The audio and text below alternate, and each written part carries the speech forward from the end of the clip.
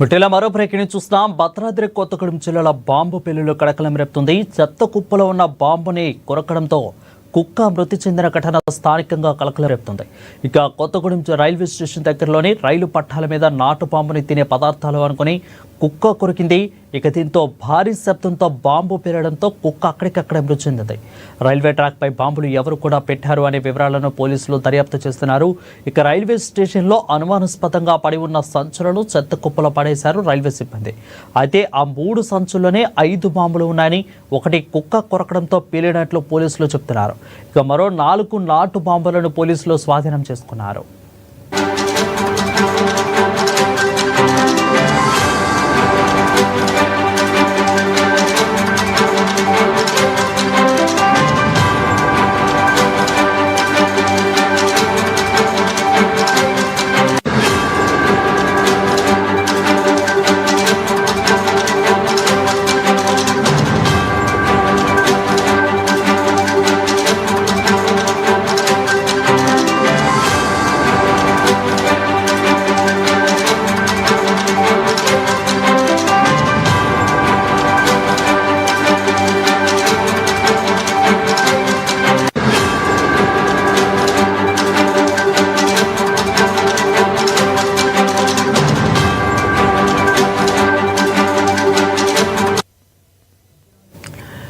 రెడ్డిగా భద్రాద్రి కొత్తగూడెం జిల్లాలో బాంబు పేలుళ్లు కడకలం రేపుతుంది. చెత్త కుప్పలో ఉన్న బాంబుని కొరకడంతో కుక్క మృతి చెందిన ఘటన స్థానికంగా కలకలం రేపుతుంది.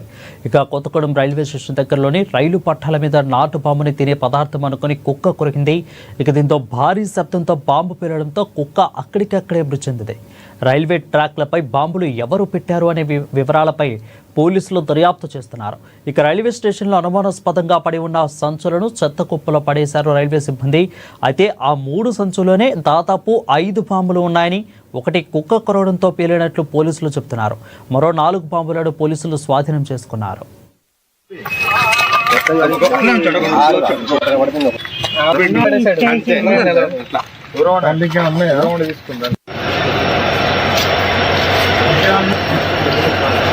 ఎల్లుండే